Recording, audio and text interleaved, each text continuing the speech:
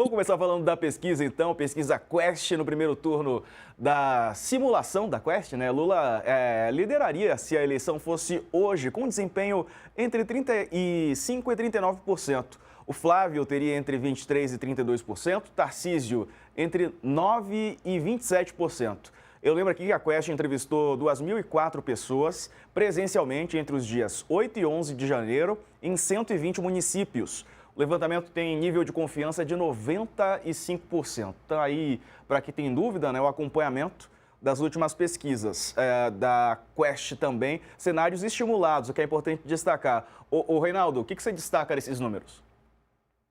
Olha, em primeiro lugar, lembrar que sempre a pergunta sempre é feita que é um intervalo de confiança, né, de 95%. Significa que se fizessem 100 levantamentos, assevera o Instituto, né, 95% deles dariam um resultado dentro da margem de erro determinado pela pesquisa. Então, é isso que é um intervalo de confiança. Vamos lá. Em primeiro lugar, acho que se puder colocar de novo o quadro, a imagem está aí. Vejam, eu não acredito nesses cenários cheios, isto é, com todos esses candidatos. Esse monte de candidato de direita, eu acho que não vai acontecer.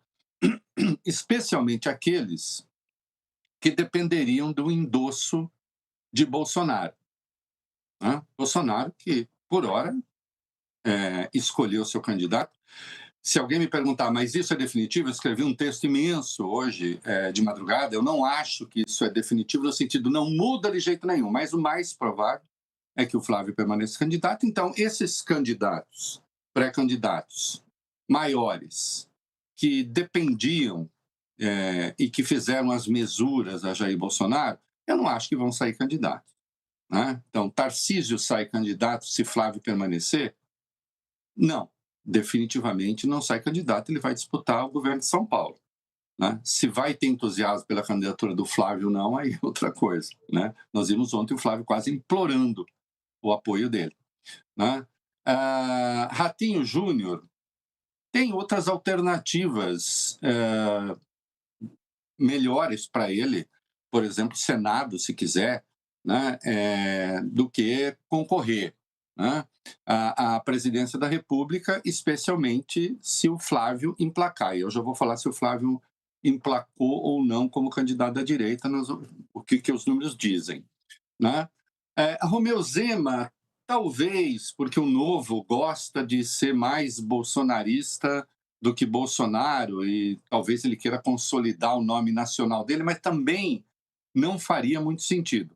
Então, o que eu acho aí mais provável, né, é que permaneçam candidatos aqueles que sabem de saída que é muito difícil vencer a eleição, mas querem consolidar seu nome na direita, sem se dizer ou sem ser efetivamente bolsonaristas, né, tendo questões com Bolsonaro. Então, o Aldo Rebelo, agora um candidato de um partido de direita, o Renan Santos, que era MBL, agora o partido chamado Missão. Então, o mais provável é que esses candidatos permaneçam, né? Agora, esses outros candidatos de direita, acho difícil. Ronaldo Caiado diz que será candidato de qualquer jeito. É preciso combinar com a União Brasil, né? Então, eu não acredito nessa lista cheia. Aí, quando a gente pega o desempenho do Flávio, vejam, eu escrevi hoje, se ele, Diego, se ele não tivesse o sobrenome Bolsonaro, e considerando que ele se lançou candidato faz pouco mais de um mês, Sim. ele poderia ser considerado um fenômeno eleitoral, Subiu assim, né? né? Não era candidato, É. se tornou candidato e está aí, né? No primeiro turno, é aquele que obtém o maior percentual. Então, fica claro, né, que o bolsonarismo tem um poder, de fato, muito grande. Essa sempre foi a tese do Eduardo Bolsonaro, para lançar alguém da família. Ele nunca quis transferir aquilo que considera um patrimônio familiar para um outro nome, para o Tarcísio de Freitas, chegou a dizer explicitamente isso, chegou a falar em novembro, num podcast Market Makers, que a derrota também pode ser uma vitória, porque a família consolidaria a sua posição na liderança de um projeto que realmente é contra tudo isso que está aí, e atacou, então, Tarcísio de Freitas, dizendo que o Tarcísio de Freitas não era o candidato da direita, né? Da direita raiz, da direita como ele entende. Então, já o primeiro turno evidencia que o bolsonarismo raiz, e não só, porque eu acho que o bolsonarismo raiz, há números na pesquisa que sugerem que o bolsonarismo, para valer mesmo, seja coisa de 25% a 27%. Né? Mas, quando o Flávio chega a 32% num determinado cenário, né, a gente vê no primeiro turno, a gente vê que sim, o bolsonarismo raiz comprou a candidatura do Flávio. E no primeiro turno, ele tem um desempenho melhor do que o de Tarcísio de Freitas. Tá? Note, até outro dia, eu lembro que eu cheguei a brincar, eu dizia, Tarcísio está sendo tratado como pré-presidente. Se você se lembrar do noticiário, até coisa de 6, 7 meses passados, parecia que o Lula chegaria se arrastando a 2026. Tem até uma palestra do Ciro Nogueira, acho que foi no 31 de março, para o mercado financeiro, em que ele faz essa análise. Né? O governo está quebrado, é quebrado politicamente, não tem jeito. Agora sugeriu, o Lula se arrastando até 2026 e a gente corre para o abraço. Né? A gente, a direita, Bolsonaro, ele sabia não seria candidato e ele vislumbrava, então, Tarcísio de Freitas, já desistiu desse projeto. Né? E eu chamava o Tarcísio de pré-presidente, porque ele era tratado como um pré-presidente. Né? Até que o Flávio entrou, né? No dia 7 de julho, eu escrevi aqui no UOL, eu disse, eu não acho que a família vá passar, isso está lá um texto de 7 de julho, né? Eu não acho que a família vá passar adiante aquilo que considera seu patrimônio eleitoral e que, de certo modo, é. Note, os números de agora provam isso. Vejam a facilidade com que o Bolsonaro transferiu o prestígio eleitoral dele, se não todo, mas uma parcela considerável, para o filho. Né? Assim, o Flávio tem razão para comemorar. Né? Tem todos os motivos para comemorar. O desempenho dele é muito bom. Né? Gostemos ou não disso. Eu não gosto, eu acho péssimo. Né? Acho péssimo, inclusive, porque creio que é importante para a estabilidade democrática dos países, né, que haja uma direita democrática. Né? Você não considera o Flávio direita democrática? Não, eu não considero da direita democrática qualquer um que defenda indulto, anistia para golpista. É um critério. Né? Eu acho que o golpista tem que responder por aquilo que fez. É muito grave o atentado à democracia. Agora, tá aí. Ele se consolida como candidato. Aqueles setores dos mercados, do empresariado, o conservadorismo que se quer menos radical, né? Tá vendo que não há hoje motivo para falar, por enquanto. Claro que candidaturas podem entrar em crise. Tratei disso ontem no meu programa, escrevi isso hoje, para usar uma palavra muito bonita, zagadas podem acontecer, né? De todos os lados. Então, a candidatura pode entrar em crise. E, nesse sentido, o Tarcísio, claro que ele está à mão. Né? Sempre. Ele continua a ser um candidato muito forte. Né? E Flávio está implorando o seu apoio, como fez ontem. Não, porque os bolsonaristas estão reclamando, o Tarcísio não se engajou. Não, deixa o Tarcísio quieto. Oi. E a diga. Michele também postou um vídeo, né, nas redes sociais, a ex-primeira-dama, um vídeo do Sim. Tarcísio de Freitas, né? Ali um vídeo veladamente, até a Letícia Casado no UOL traz a análise e a apuração de que é um apoio velado ao Tarcísio. Claro, não, ela está dizendo, o melhor candidato é o Tarcísio. Ela foi alijada da disputa, né? Ela foi atropelada pelo bolsonarismo de sangue, né? Porque tem até isso, né? Não basta ter sobrenome Bolsonaro, civil, como ela tem. Tem de ter o sangue Bolsonaro.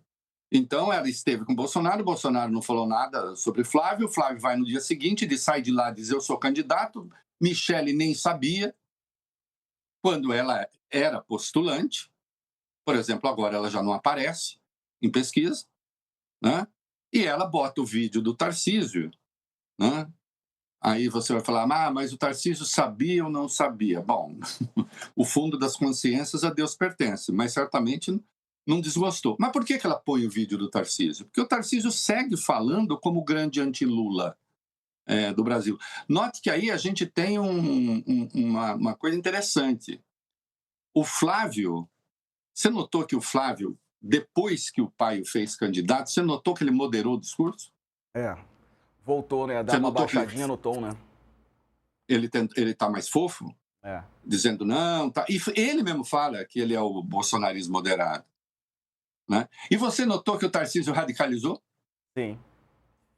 Então, assim, olha que curioso, Tarcísio não candidato radicaliza o discurso anti-Lula e anti-governo, deixando claro aos setores aos quais ele fala, os mercados, parte importante do empresariado, conservadores de maneira geral, etc., dizendo, eu sou a grande alternativa.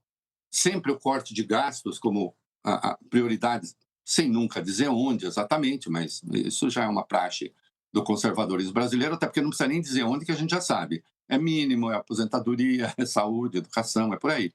É onde os patriotas lá do orçamento cortaram, né? Benefícios sociais.